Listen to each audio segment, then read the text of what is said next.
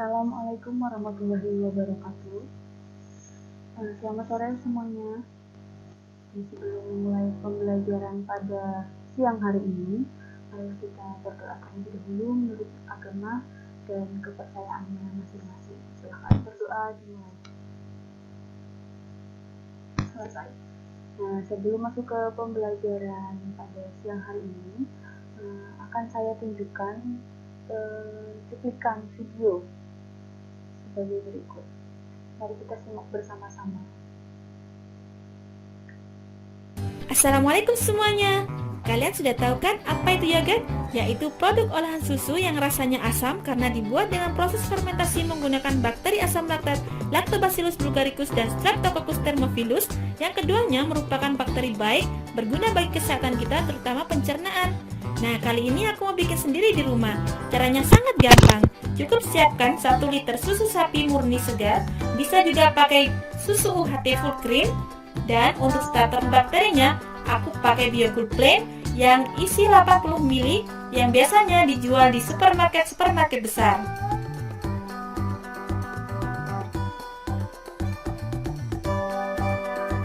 Langkah pertama, siapkan panci, kemudian kita akan rebus susu segarnya. Rebus susu hingga muncul buih-buih tanda akan mendidih. Tapi sebelum mendidih, matikan kompor dulu. Jika kalian punya termometer, bisa kalian ukur hingga suhu 90 derajat Celcius. Tidak sampai mendidih ya, hanya setengah matang saja. Jadi tidak sampai mendidih ya teman-teman. Setelah itu dinginkan hingga suhu kira-kira 40 derajat Celcius. Agak dingin. Nah, kalau sudah dingin muncul permukaan seperti ini dibuang saja ya. Karena tidak ada termometer, maka saya menggunakan telapak tangan saya untuk mengecek kehangatannya. Kira-kira seperti susu yang akan kita berikan pada bayi ya, hangatnya. Nah, kemudian kalau sudah dirasa hangat, masukkan starternya.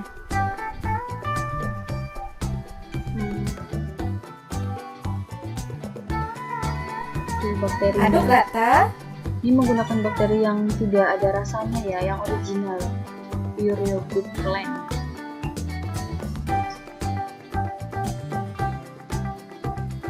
Setelah tercampur rata, langkah selanjutnya yaitu siapkan wadah.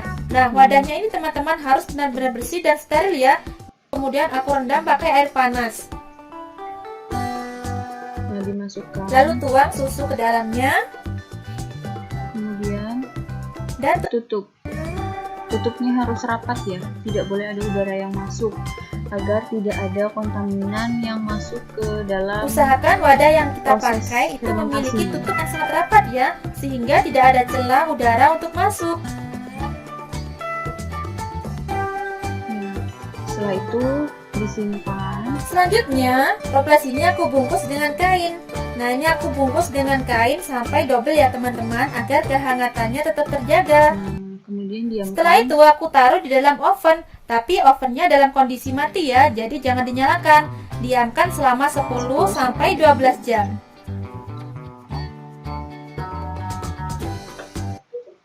Kita lepaskan dulu penutupnya. Kita lihat seperti apa hasilnya. Nah, ini dia. Yogurtnya sudah jadi ya. Dia agak sedikit mengental. Bagus sekali hasilnya. Setelah 12 jam fermentasi, teksturnya akan berubah menjadi kental dan padat seperti ini. Nah, ini siap dikonsumsi. Coba lihat, cantik bu.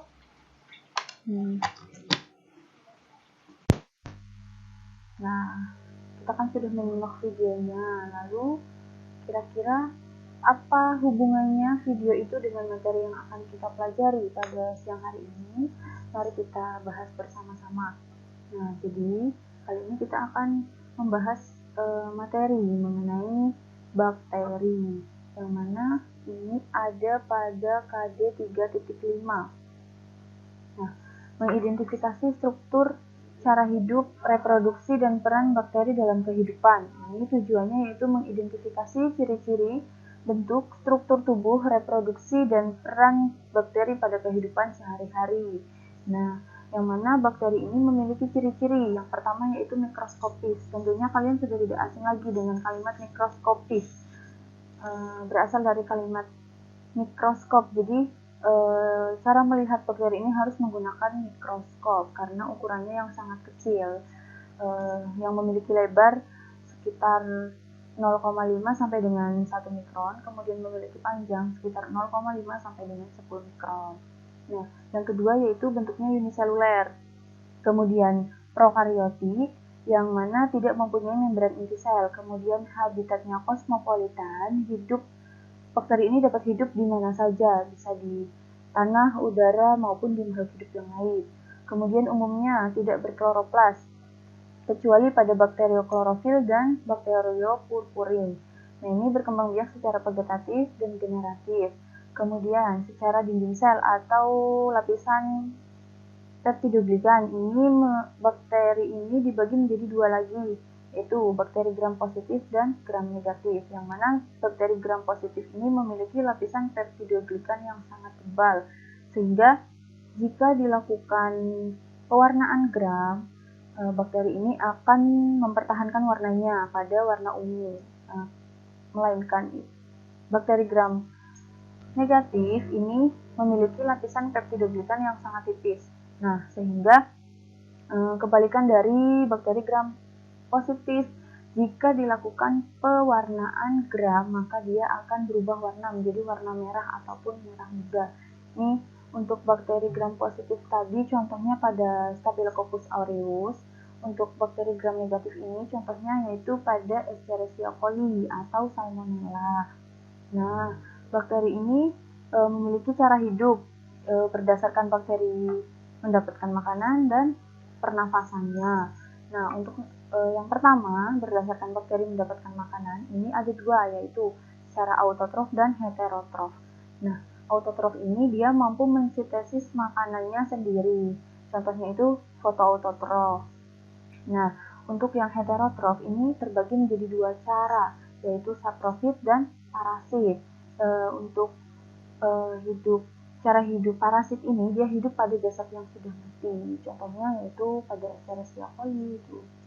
Kemudian yang saprofit ini dia hidup di makhluk hidup yang lain yang masih hidup, sehingga dia bersifat menyebabkan penyakit pada makhluk hidup yang di tempat itu. Contohnya itu pada Mycobacterium tuberculosis, menyebabkan penyakit TBC pada paru-paru. Kemudian pernafasan bakteri ini ada secara aerob dan anaerob. Secara aerob ini dia saat bernafas menggunakan oksigen secara bebas. Contohnya pada Nitrosococcus, Nitrosomonas. Nah, untuk yang anaerob ini saat respirasi dia tidak menggunakan oksigen secara bebas. Contohnya pada Clostridium tetani. Dikebalikan dari aerob. Nah, selanjutnya untuk bentuk bakteri. Nah, bakteri ini yang pertama ada kokus atau bola, kemudian basil atau batang, dan spiral. Nah, yang pertama itu kokus. Kokus ini terbagi menjadi beberapa bagian lagi. Contohnya ada monokokus, diplococcus, staphylococcus, streptococcus, sarcina, berbentuk bulatan-bulatan bola tapi membentuk kubus, itu sarcina. Kemudian ada tetracoccus, terdiri dari 4 bulatan bola, 4 kokus. Nah, selanjutnya yaitu basil. Ada monobasil, diplobasil, dan streptobasil. Nah, cara membedakannya gampang. Kalian tinggal fokus pada bentuknya, misal kokus atau basil. Untuk jumlah-jumlahnya nanti sama. Misal basil, satu basil ya monobasil, satu kokus ya monokokus gitu. 2 basil, diplobasil, 2 kokus, diplococcus gitu. Nah, untuk bentuk berikutnya yaitu spirilia atau spirillum. Ini bergelombang ya, kan spiral, ada vibrio, ada spiroseta. Nah, selanjutnya, bagaimanakah struktur tubuh bakteri? Nah, akan kita bahas bersama-sama. Untuk struktur tubuh bakteri ini terdiri dari struktur luar dan struktur dalam. Nah, untuk struktur luar ini terdiri dari dinding sel, kemudian kapsul, ini pembungkusnya, kapsul, kemudian membran sel atau membran plasma, kemudian flagel atau alat gerak ya, kemudian villi, rambut-rambut halus, rambut kecil. Kemudian untuk struktur dalam, ini ada sitoplasma, berbentuk cairan ya, kemudian nukleus atau nukleoid, sama saja. Ini di dalam nukleus itu terdapat DNA sirkuler. Kemudian ada ribosom, ini ribosom yang berat-berat kecil di dalam sitoplasma. Kemudian ada plasmid. Bisa dipahami ya. Nanti silakan kalian gambar untuk struktur tubuh bakterinya beserta rangkuman materi yang saya sampaikan pada pembelajaran siang hari ini.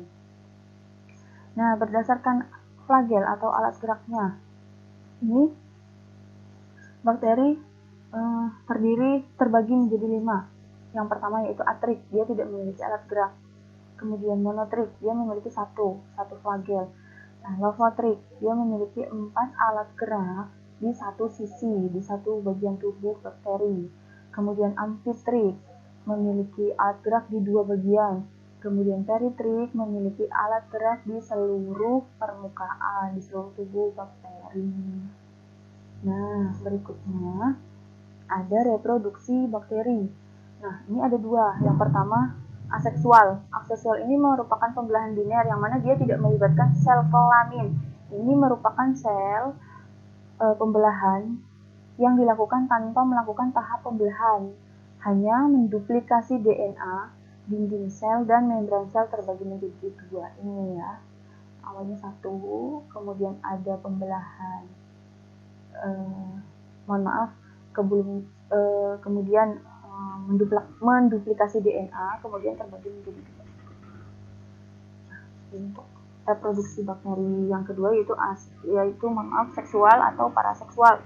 Ini ada transformasi, transduksi, dan konjugasi ya. Nah, transformasi ini pemindahan sedikit materi genetik, bahkan satu gen saja, dari satu sel bakteri ke sel bakteri yang lainnya. Kemudian yang transduksi ini adalah pemindahan materi genetik satu sel bakteri ke sel bakteri yang lainnya. Yang terakhir konjugasi adalah pemindahan materi genetik berupa plasmid secara langsung melalui kontak sel dengan membentuk struktur seperti jembatan di antara 2 sel bakteri yang berdekatan. Ini ya yang dimaksud seperti jembatan bakteri yang saling berdekatan. Nah, ini yang dimaksud tadi. Apa kaitannya video yang telah diputarkan di awal tadi dengan materi kali ini? Jadi ini hubungannya yaitu pada pembuatan yogurt itu terdapat peran bakteri yang menguntungkan. Jadi tadi sudah disimak ya, bakteri apa kira-kira yang menguntungkan di pembuatan yogurt, yaitu ada Lactobacillus bulgaricus berperan dalam pembuatan yogurt. Oh ya, tadi dalam pembuatan yogurt di video itu tadi kan pada proses perebusan itu dilakukan tidak sampai mendidih, melainkan hanya setengah matang saja. Itu karena apa kira-kira? Nah, jadi itu tujuannya agar bakteri tidak mati. Jadi bakteri masih dapat bertahan hidup untuk proses fermentasi. Jadi jika susu yang direbus tadi sampai mendidih, ketika bakteri dimasukkan langsung ke dalam panci itu, maka bakteri itu tidak akan melakukan proses fermentasi, melainkan itu akan mati, sehingga proses pembuatan yogurt akan gagal. Itu ya. Nah, yang kedua, lanjut, Lactobacillus cerevisiae dan Streptococcus thermophilus ini berperan dalam pembuatan keju. Nah, kemudian Aspergillus wendti berperan dalam pembuatan kecap. Kemudian Escherichia coli memproduksi vitamin K2 dan dapat mencegah bakteri lain dalam usus. Acetobacter pseudomonas berperan dalam pembuatan nata de coco. Kemudian Rhizopus oryzae berperan dalam pembuatan tempe. Nanti saya minta, perhatikan ini untuk tugasnya, nanti saya minta kalian untuk menyimak video cara pembuatan keju, kemudian kalian tulis prosesnya dan bakteri yang berperan dalam pembuatan keju, seperti pada video pembuatan yogurt tadi. Bisa dipahami ya untuk tugasnya. Nanti akan saya share ulang di grup WhatsApp. Jadi kalian pahami tugasnya, silahkan kalian kerjakan. Nanti untuk pengumpulannya bisa dilakukan pengumpulan pada Google Classroom. Oke, next dulu. Nanti akan saya jelaskan lagi untuk tugasnya. Nah, selain peran bakteri yang menguntungkan, ada pula peran bakteri yang merugikan bagi kehidupan sehari-hari tentunya. Nah, bakteri apa saja? Nah, jadi ada Clostridium tetani mengakibatkan penyakit tetanus, Mycobacterium tuberculosis mengakibatkan penyakit TBC, Neisseria gonorrhoeae yang mengakibatkan penyakit gonorrhea atau penyakit kelamin, Neisseria meningitis mengakibatkan penyakit meningitis atau radang selaput otak. Kemudian ada Salmonella typhosa atau Salmonella typhi mengakibatkan penyakit tifus. Kemudian ada Shigella dysenteriae yang mengakibatkan penyakit disentri. Nah, materi pada kali ini sudah selesai. Jadi saya harap kalian tetap biasakan pola hidup sehat, pola hidup bersih mulai dari sekarang. Apalagi di masa pandemi yang seperti ini, kita harus selalu rajin cuci tangan sebelum masuk ke rumah, apalagi sebelum memegang makanan yang kita makan. Kemudian selalu menggunakan masker jika keluar rumah dan tetap melakukan social distancing. Jadi itu yang dapat saya sampaikan. Kiranya cukup sampai sini. Mohon maaf apabila ada kalimat yang kurang berkenan. Untuk tugasnya nanti akan saya jelaskan kembali melalui grup WhatsApp. Sampai sini. Terima kasih. Wassalamualaikum warahmatullahi wabarakatuh. Tetap semangat.